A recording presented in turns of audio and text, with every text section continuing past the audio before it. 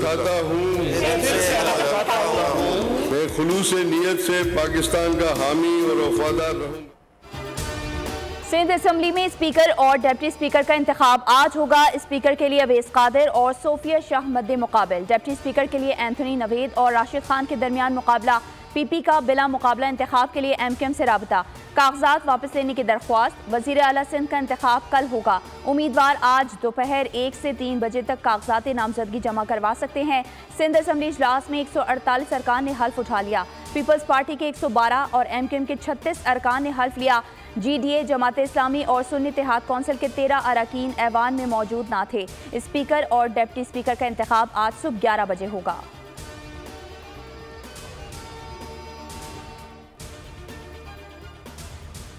जो धांधली के बगैर जीत नहीं सकते वो आजकल धांधली के बारे में एहतजाज कर रहे हैं। शहबाज शरीफ साहब वजीर आजम बनने जा रहा है। PTI अक्सरियत होने के बावजूद इन्होंने तो कोशिश ही नहीं की कि शहबाज शरीफ साहब का रास्ता रोके और अपना उम्मीदवार को मुंतखब करवाए।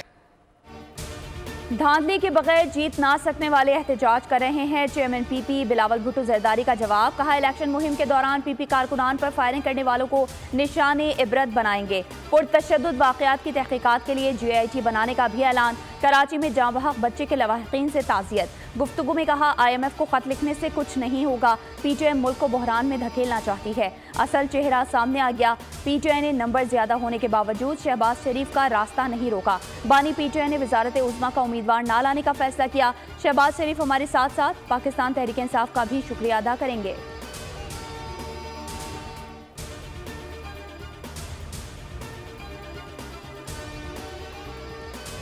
सैयद मुराद अली शाह तीसरी बार वजीर आला सिंध नामजद। अवैस शाह स्पीकर, नवेद एंथनी को डिप्टी स्पीकर नामजद कर दिया गया। पीपल्स पार्टी का अपने उम्मीदवार बिला मुकाबला मुंतखब कराने के लिए एमक्यूएम से राब्ता।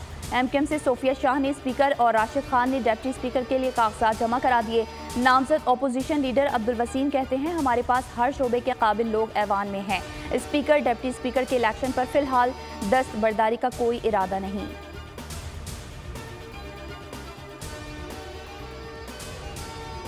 कल अगले 3 दिन हैं, जिसमें आज वोट है, कल स्पीकर का इलेक्शन है, परसों चीफ मिनिस्टर का इलेक्शन है और आगे भी जो सिंध की अवाम ने खासतौर पर पाकिस्तान पीपल्स पार्टी। नामजद वजीर आला सिंध मुराद अली शाह कहते हैं, पीपल्स पार्टी को इससे भी ज्यादा नशिस्तें मिलना थी। गिनकर बता सकते हैं कि एक एक नशिस्त हमें कैसे मिली। मंजूर वसान ने GDA के एहतजाज को बिला जवाज करार दे दिया। सईद गनी ने कहा, एहतजाज करना अपोजिशन का हक है, ये हल्फ लें या ना लें उनकी मर्जी है।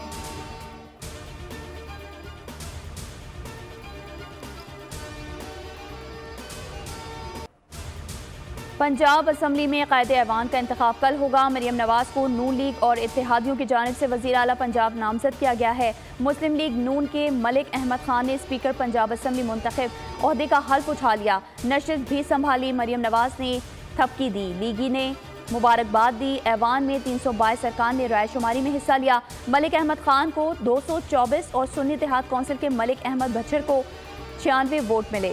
2 वोट मुस्तरद हुए। डिप्टी स्पीकर भी नून लीग के ज़हीर इकबाल मुंतखब।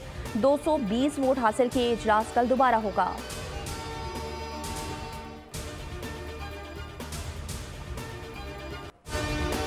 कौमी असम्बली का इजलास 26 फरवरी को बुलाने का फैसला। पहले रोज 9 मुंतखब अरकान की हल्फ बर्दारी होगी। वज़ीर आज़म, स्पीकर, डिप्टी स्पीकर के इंतखाब में वोट डालने के लिए MNA कार्ड लाजमी करार। सदर मुमलिकत का इंतखाब 9 मार्च को होगा।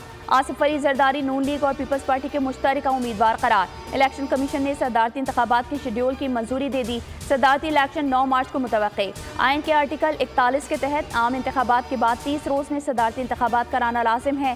सदर मुमलिकत आरिफ अलवी की 5 साला आइनी मुद्दत 8 सितंबर को खत्म हो चुकी।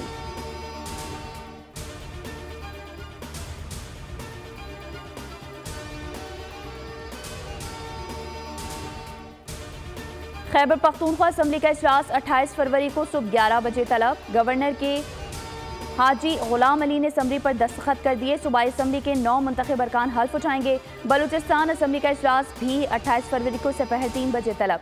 इजलास गवर्नर बलूचिस्तान ने तलब किया। 9 मुंतखब अरकान हल्फ लेंगे।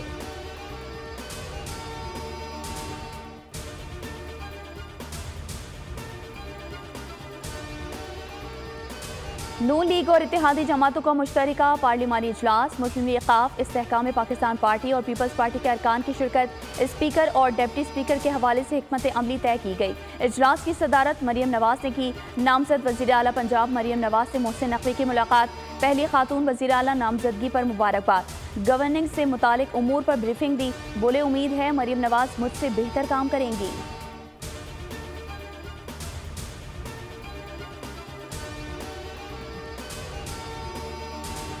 सुन्नी इत्तेहाद कौंसिल ने अपना उम्मीदवार तब्दील करके पहला यू टर्न ले लिया। अल्लाह ताला ने एक बार फिर वजारत उज़्मा और वजारत आला का मनसब मुस्लिम लीग नून को दिया।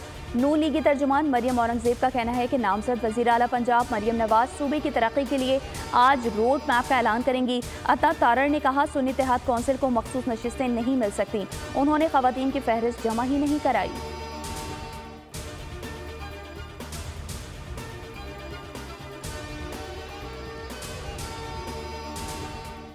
लोग आपके किरदार को देखकर मिसालें दें कि ये वो कौम के बेटे और बेटियां हैं जो पढ़ लिख कर मुआशरे की खिदमत कर रहे हैं। आपने इत्तेहाद, इस्लाह, फलाह और मुआशरे में बेहतरी के लिए दिल लगाकर मेहनत करनी है और ख़ुद को इंतशार, तकसीम, गाली गलोच और बद तहजीबी से दूर रखना है। इंतशार, गालम गलोच और बद तहजीबी से दूर रहें, पाकिस्तान और पाकिस्तानियों की खिदमत करें। नवाज शरीफ की तलबा को नसीहत।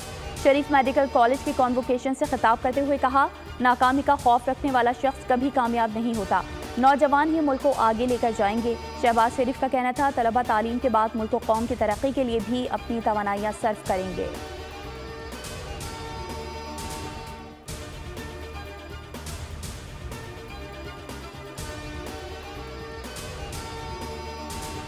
कराची में स्ट्रीट क्रिमिनल शहरी का कत्लेआम करने से बाज ना आए। बनारस पुल के करीब मारे गए 2 भाइयों की नमाज जनाजा अदा, हर आंख अश्कबार। सुपर हाईवे पर मलीर और नॉर्थ कराची में डकैती मज़ाहमत पर फायरिंग, 4 अफराद जख्मी हो गए। कराची में रवा साल डकैती मज़ाहमत पर मारे गए शहरियों की तादाद 26 हो गई।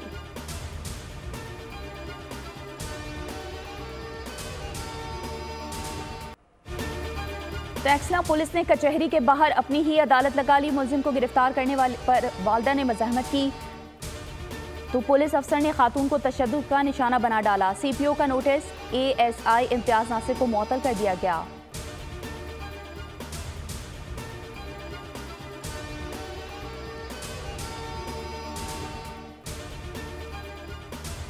यूटिलिटी स्टोर पर बुनियादी ज़रूरत की कई अशिया मार्केट से भी महंगी। बाजार में 20 किलो आटे का थैला 2792, यूटिलिटी स्टोर्स पर 2840 रुपए का है। सेला चावल भी आम मार्केट की निस्बत यूटिलिटी स्टोर पर 53 रुपए फ़ी किलो महंगा।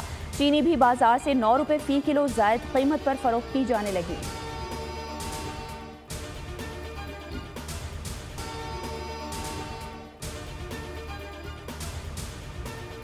कराची मॉडल कॉलोनी तैयारा हादसा इंसानी गलती से पेश आया। हादसे की इंतजामी जिम्मेदारी PIA और सिविल एविएशन अथॉरिटी पर भी आयद होती है। एयरक्राफ्ट एक्सीडेंट इन्वेस्टिगेशन बोर्ड ने तैयारा हादसे की फाइनल रिपोर्ट जारी कर दी। 22 मई 2020 को PIA का एयरबेस 320 कराची मॉडल कॉलोनी में गिरा था। 97 अमवात हुई थी।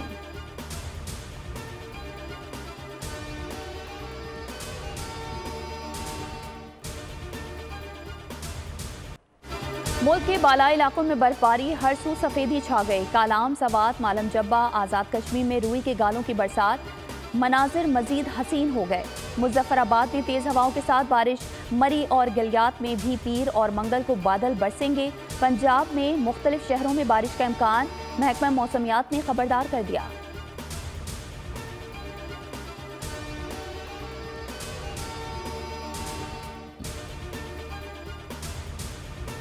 ढाबे जी पंपिंग स्टेशन पर बिजली का क्रैकडाउन। कराची को पानी फराहम करने वाली 2 पाइपलाइनें फट गईं। कराची को 10 करोड़ गैलन से ज्यादा पानी की फराहमी मुअत्तल। लांठी, शाह लतीफ टाउन, कोरंगी, मली, गुलशन इकबाल समेत कई इलाके मुतासर।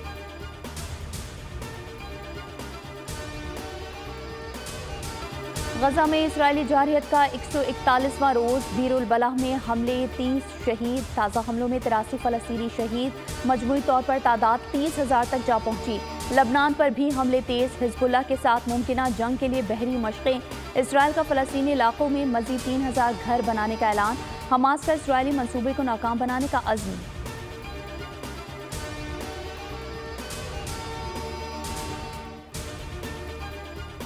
इसराइली कैदियों की रिहाई के लिए पेरिस मुज़ाकरात में अहम पेशरफ्त। फरीक़ैन ने कैदियों की रिहाई से मुतालिक फ्रेमवर्क तैयार कर लिया। तजावीज़ हमास को भेज दी गई। हौसियों का एक बार फिर अमरीकी जहाज़ पर हमला। एंटी शिप बैलिस्टिक मिसाइल से अमरीकी जहाज़ को नुकसान नहीं पहुंचा, अमरीकी मीडिया का दावा।